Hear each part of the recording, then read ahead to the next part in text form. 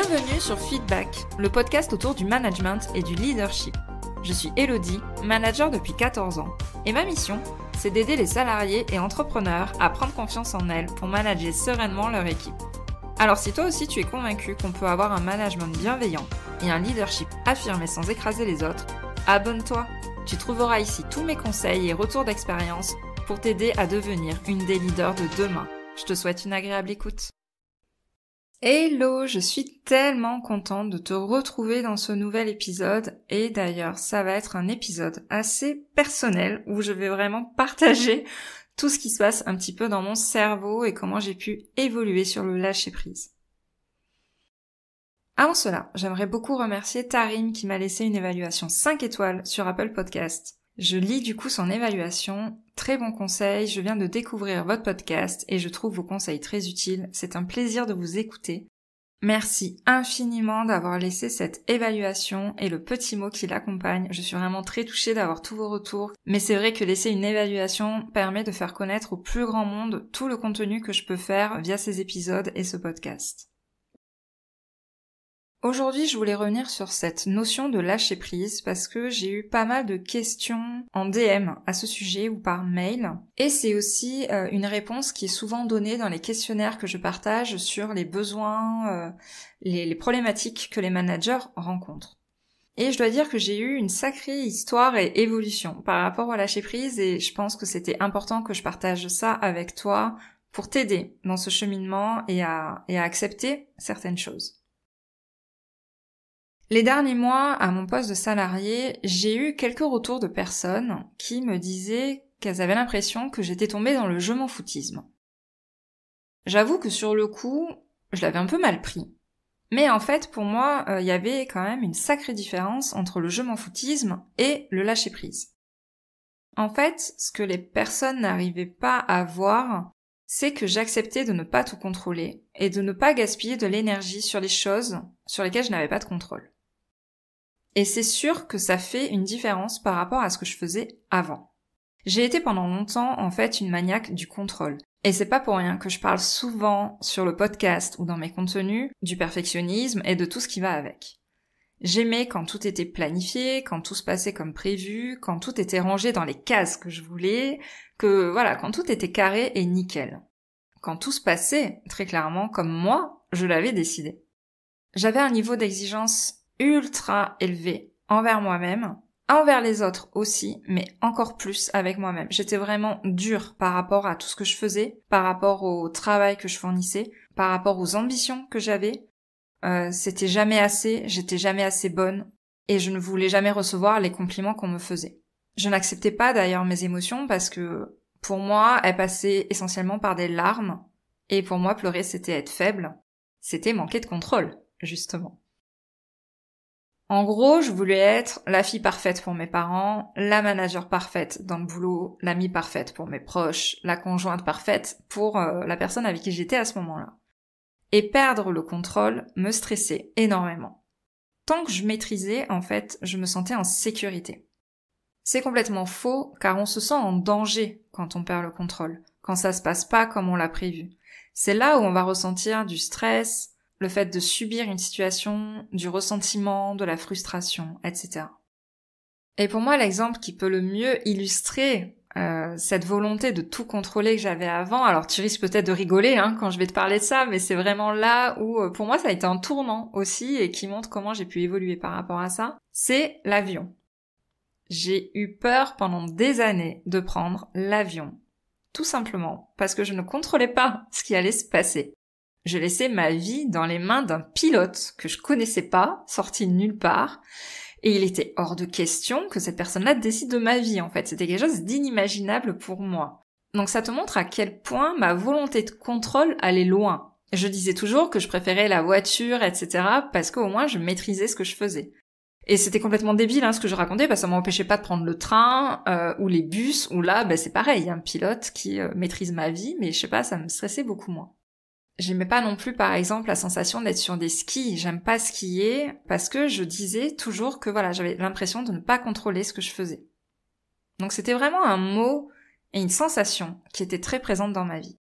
Et en fait, ce sont les voyages qui m'ont aidé à lâcher prise. Parce que oui, au bout d'un moment, j'ai quand même pris l'avion. J'ai dit que ça suffisait de me brider par rapport à tout ça et qu'il fallait que je découvre un petit peu les autres cultures, ce qui se faisait à côté. Les voyages m'ont aidé, mais mon burn-out aussi, qui était très lié à mon perfectionnisme et notamment à cette notion de contrôle. Et juste avant mon burn-out, il y a une phrase de mon patron qui est restée en tête et qui est un peu devenue notre private joke après de façon très régulière. Il avait canalisé en fait ma frustration à un moment donné, juste avant mon burn-out, parce que je me flagellais de ne pas avoir validé une proposition commerciale, mais qui était insignifiante, hein, qui représentait très peu de chiffre d'affaires pour la boîte. Et en fait, je me flagellais parce que ça ne n'était pas passé dans mes mains, et que du coup on n'avait pas eu ce client, et que si j'avais vu, on l'aurait eu, etc., etc. Mais un truc sur le contrôle hallucinant, quoi. Et c'est un peu tout ça qui m'ont fait réfléchir, et mon burn-out bien évidemment, et qui m'ont fait avancer sur ça. Quand je dis que ce sont les voyages qui m'ont mis le pied à l'étrier, c'est que j'ai dû affronter ma peur de l'avion. J'ai dû accepter de laisser ma vie dans les mains d'un pilote. J'ai accepté aussi de ne pas programmer mes vacances à l'heure près. Parce qu'avant, mes voyages, c'était au millimètre. Hein. Les visites des musées, tout ça, c'était vraiment hyper calibré. Il fallait pas en sortir et que si jamais ça dérapait, ça n'allait pas du tout et que j'allais passer des mauvaises vacances. Voilà. Et en fait, je me suis rendu compte que c'était faisable en lâchant prise, en ne voulant pas tout contrôler. Et pire, c'était même agréable. La chose que j'avais pas prévue en fait. Ça m'a permis de me rendre compte que je mobilisais une énergie de dingue à vouloir tout garder sous contrôle. Mon taf, mes émotions, le regard des autres, ma vie perso, absolument tout. Je me suis rendu compte qu'on n'avait pas de contrôle sur ce que pensent les autres. Quand on est manager, on doit faire fi en fait de tout ça. Quoi qu'il arrive, on sera critiqué ou jugé. Et pendant des années, je n'ai eu que des postures pour éviter le conflit, éviter le jugement des autres. Je voulais paraître parfaite aux yeux des autres. Ce qui faisait que j'ai porté un masque pendant des années. C'était ça qui me rassurait, mais en même temps qui me stressait et qui m'empêchait d'être la personne authentique et qui m'empêchait d'être la personne que j'étais vraiment. Je me suis rendu compte qu'arrêter de lutter était en fait libérateur. Ça libère du temps, ça libère de l'énergie et ça libère de l'espace mental. Donc c'est pour ça que je tenais vraiment à faire cet épisode de podcast pour partager avec toi ce qu'était le lâcher-prise et ce que ça peut apporter dans ton quotidien. Et que même si t'es une ayatollah du contrôle, tu peux y arriver parce que j'en étais vraiment une par le passé. Je contrôlais vraiment tout ce qu'il y avait dans ma vie. Ce qu'on peut contrôler, ce ne sont pas les autres, ce ne sont pas des événements extérieurs comme la météo, des événements climatiques, etc. Mais par contre, ce qu'on peut contrôler, ce sont nos réactions, nos pensées par rapport à tout ça, nos attentes, on peut contrôler ce qu'on dit, et on peut contrôler ce qu'on apprend de ces événements qui nous arrivent. Alors, du coup, comment y arriver? Parce que c'est bien beau de m'écouter parler de super, je suis passée de la contrôleuse de base, sachant que mon métier, c'est le contrôle de gestion à l'origine. Pareil, le nom n'est pas un hasard et le choix non plus, je pense. Voilà, c'est bien beau de m'écouter parler et blablater de tout ça, mais comment, toi, tu peux essayer de le mettre en place dans ton quotidien? Comment y arriver? Comment arriver à ce fameux lâcher-prise? Déjà, la première chose à faire, c'est d'accepter que tu ne peux pas contrôler. C'est de le conscientiser, c'est de mettre le doigt dessus, c'est de s'en rendre compte, tout simplement. Ensuite, c'est d'essayer de savoir qu'est-ce que tu cherches à contrôler exactement. Est-ce que c'est l'image que tu veux renvoyer aux autres? Est-ce que c'est ta propre image? Par exemple, comme je citais tout à l'heure, le fait de refuser tes émotions, de refuser tes faiblesses, de refuser un peu ton côté obscur, on va dire, le côté obscur de la force. Est-ce que c'est ta communication et ton rapport aux autres que tu souhaites contrôler? Est-ce que c'est le comportement des personnes autour de toi sur lequel tu veux avoir du contrôle? Est-ce que c'est le fait d'avoir une vie rêvée qui coche toutes les cases prévues dans ta checklist que t'as dressée quand t'avais 20 ans? Voilà. Je sais qu'on fait tout un peu une bucket list des choses à faire avant 30 ans ou 40 ans. Voilà. Est-ce que c'est ça?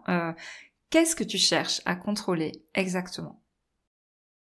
Ensuite, je t'invite à te demander qu'est-ce que tu redoutes si tu lâches prise et que tu libères ce contrôle? C'est quoi le bouleversement que tu redoutes par rapport à tout ça? Et est-ce que ce bouleversement va être aussi énorme que ce que tu imagines?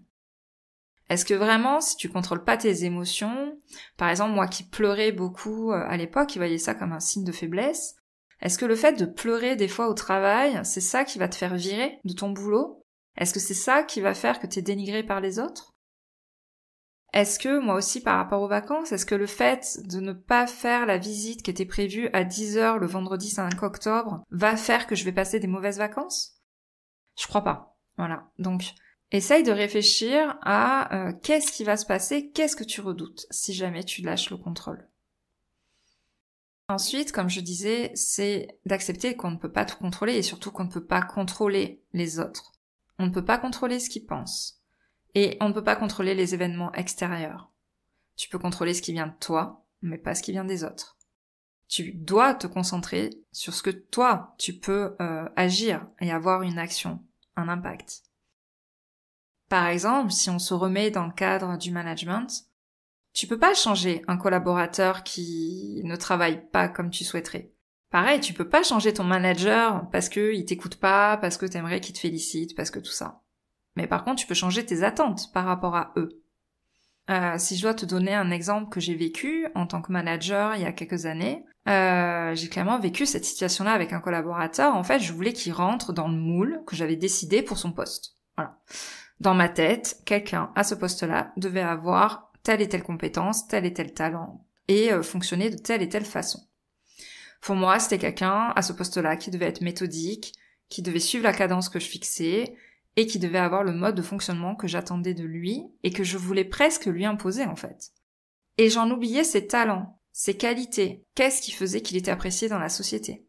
C'est quelqu'un qui était beaucoup plus dans le relationnel, dans le soutien aux équipes, et ça, je l'avais complètement occulté. Or, c'est quelque chose qui est hyper important quand on est responsable et quand on est manager, quand on gère des collaborateurs. Et en fait, je voulais pas d'un tyran non plus, tu vois. Je voulais le faire entrer dans des cases qui pouvaient amener à un management tyrannique. Et au final, c'est presque moi qui suis devenue tyrannique envers lui, à vouloir le forcer à rentrer dans un carré alors qu'il était rond. Voilà. J'ai provoqué l'inverse de ce que je voulais. Je me suis rendu compte que je pouvais pas le changer. Par contre, je pouvais m'appuyer sur ses qualités et compléter d'une certaine façon ce qui lui manquait. Et quand j'ai accepté de lâcher prise sur mes attentes vis-à-vis de lui et de modifier mes attentes, et d'ailleurs de lui dire, notre relation s'est complètement détendue, on a réussi à gagner en efficacité sur pas mal de points. Je te partage en fait ce témoignage et cette histoire que j'ai eue parce que tu peux avoir du contrôle sur tes attentes vis-à-vis de tes équipes. Tu peux les ajuster. Tu peux modifier aussi les attentes que tu as par rapport à ton N+1. Mais tu ne peux pas contrôler le fait que les gens vont deviner ce qu'il y a dans ta tête et vont deviner que tu as envie de ces attentes-là. Mais par contre, tu peux les exprimer clairement, tu peux te concentrer sur d'autres choses, tu peux exprimer des attentes différentes et voir les choses en fait sous un autre angle pour améliorer ces relations-là.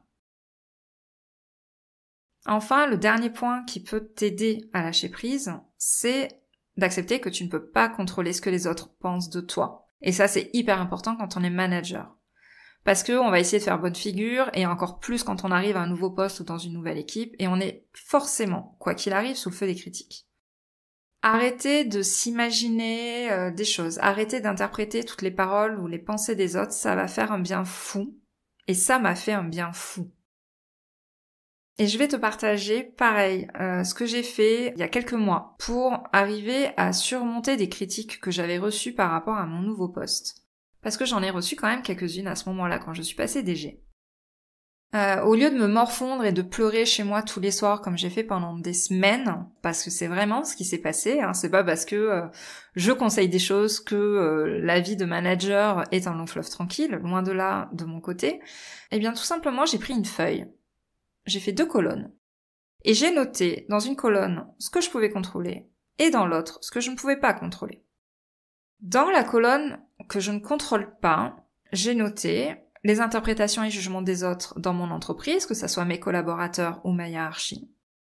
Ce que les autres pensent de moi, ce que mes collaborateurs voient et pensent de mes comptes Instagram ou LinkedIn ou de mon site ou de cette newsletter, parce que j'ai des personnes de cette entreprise qui me suivent sur les réseaux et sur la newsletter, Et en fait, à un moment donné, je me bridais presque dans ce que je devais partager, j'avais peur de leur regard. Et en fait, non, je peux pas contrôler ce qu'ils pensent de tout ce que je partage avec cette activité-là. Et j'ai noté aussi que je ne pouvais pas contrôler ce qui se disait dans mon dos. Par contre, ce que je pouvais contrôler, ce sur quoi je pouvais influer était beaucoup plus vaste que ce que je ne contrôlais pas. J'avais noté à l'époque, j'ai gardé cette feuille, donc là je l'ai sous les yeux pendant que je suis en train de te parler. Je peux contrôler mon énergie bienveillante et mon écoute pour ceux qui sont prêts à la recevoir. Et ça, c'est ultra important. Me concentrer sur ceux avec qui ça se passait bien, avec qui mon message avait un impact, au lieu de vouloir changer ma personnalité pour plaire à des personnes, ou peu importe ce que je faisais, de toute façon, ça ne serait jamais allé. Voilà. Donc, je pouvais contrôler l'énergie bienveillante et tout ce que je pouvais faire pour les autres qui étaient prêts à m'écouter. Je pouvais contrôler mon travail opérationnel. Je pouvais contrôler ce que je pensais de moi. Je pouvais contrôler l'affectation de mon temps, sur quel sujet et avec qui.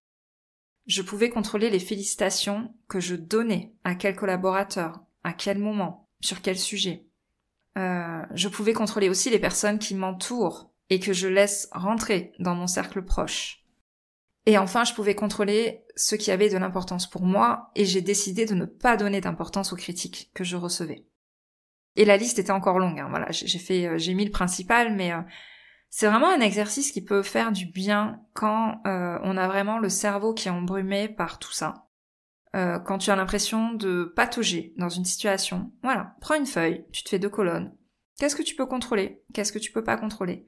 Et je peux t'assurer que ça va vraiment te faire du bien pour lâcher prise et pour pouvoir avancer. Et c'est un des conseils que je donne à de nombreuses personnes en DM et je pense qu'il y a une personne qui se reconnaîtra notamment par rapport à ça. En conclusion, vouloir arrêter de tout contrôler, arriver à lâcher prise, c'est pas du je m'en foutisme. C'est pas ça. C'est juste se lâcher la grappe en fait et mettre son énergie ailleurs. Si d'autres personnes pensent le contraire dans ton équipe, je pense que dans cet épisode de podcast, tu as toutes les clés pour comprendre que tu ne peux pas contrôler ce qu'ils pensent et enfin aller de l'avant.